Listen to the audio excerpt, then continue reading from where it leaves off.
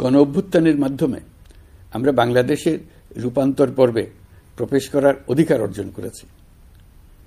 এই রূপান্তর দ্রুত সফলভাবে কার্যকর করার জন্য আমাদেরকে সকল শক্তি নিয়োজিত করার জন্য প্রতিজ্ঞাবদ্ধ থাকতে হবে।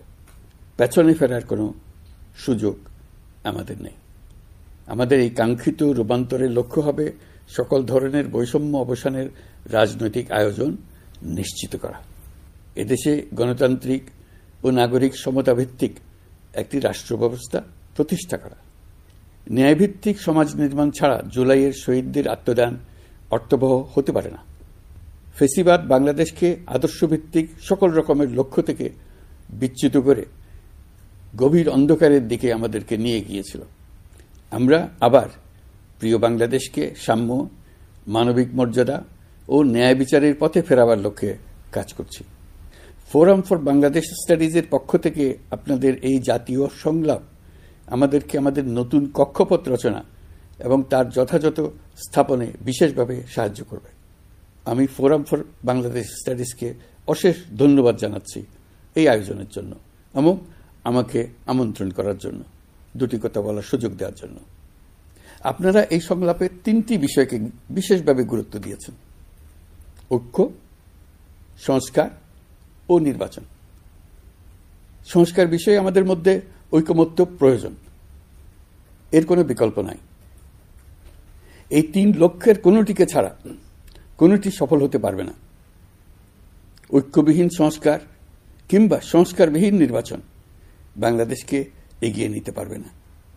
পাশাপাশি আমরা ভুলতে পারি না যে আমাদের ছাত্র জনতা অটুট সাহসে শিশু হত্যাকারী ও পৈশাচিক ঘাতকদের মোকাবেলা করেছে। মানবতার বিরুদ্ধে এমন নিষ্ঠুরতাকে অবশ্যই বিচারের মুখোমুখি করতে হবে। গুম খুন থেকে জুলাই গণহত্যার বিচারের চ্যালেঞ্জের বিষয়টি আপনারা আপনাদের সংলাপের অন্তর্ভুক্ত করেছেন, এতে আমি আশ্বস্ত হয়েছি। সুধীবৃন্দ, জুলাই গণঅভ্যুত্থান কেবল বাংলাদেশকে মুক্তই করেনি, আমাদের স্বপ্নকেও তুমুল সাহসী করে তুলেছে। বাকহীন বাংলাদেশ জোরালো কণ্ঠে আবার কথা বলার শক্তি ফিরে পেয়েছে। এই দৃঢ়কণ্ঠ আবার ঐক্য গঠনে সোচ্চার হয়েছে। ঐক্য আমাদের মূল শক্তি। জুলাই অভ্যুত্থান আমাদেরকে ঐতিহাসিক মাত্রায় বলীয়ান করেছে। গত 5 মাসে এই ঐক্য আরও শক্তিশালী হয়েছে। গণ অভ্যুত্থানের বিরুদ্ধ শক্তি আমাদের মধ্যে ভাঙন সৃষ্টি করার ক্রমাগত প্রয়াস চালাতে থাকায় আমাদের ঐক্য আরও মজবুত হচ্ছে। এই ঐক্যের জোরেই এখন আমরা অসাধ্য সাধন করতে পারি। এখনই আমাদের সর্বোচ্চ সুযোগ। এমন অর্থনীতি গড়ে তুলতে হবে যেটা সকল নাগরিকের জন্য সম্পদের ও সুযোগের বৈষম্যহীনতার নিশ্চয়তা প্রদান করবে।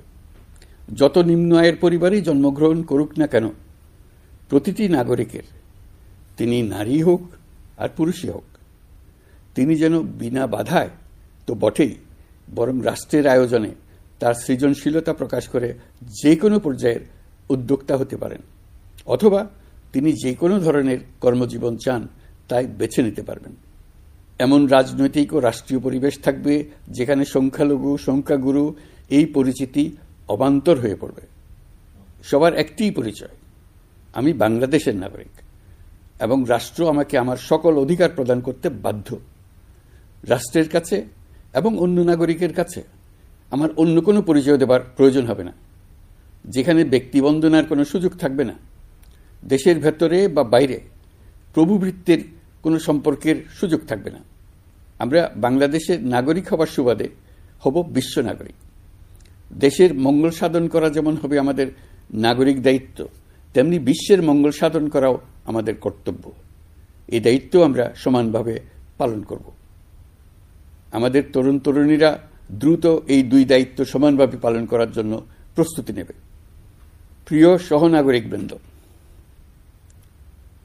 স্বাধীনতার পর অর্ধ শতাব্দী অতিক্রম করে আমরা এক ঐতিহাসিক আত্মত্যাগের বিনিময়ে এক অপূর্ব সুযোগের মুহূর্ত সৃষ্টি করেছি।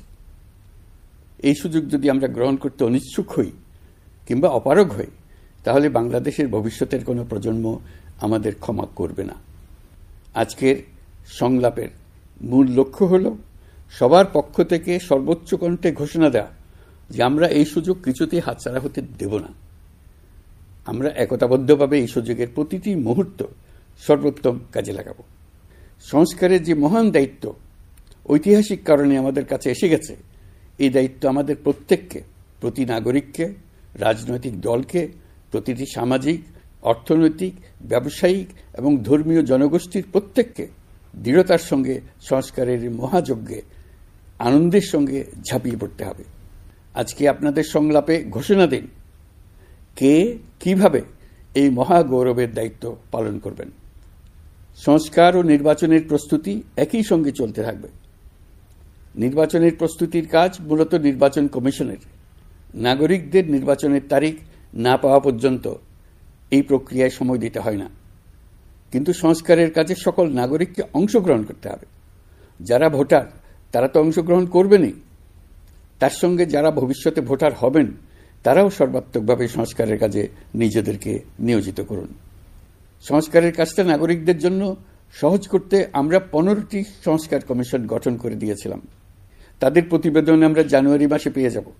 প্রত্যেক সংস্কার কমিশনের দায়িত্ব হল প্রধান বিকল্পগুলি চিহ্নিত করে তার মধ্যে থেকে একটি বিকল্পকে জাতির জন্য সুপারিশ করা।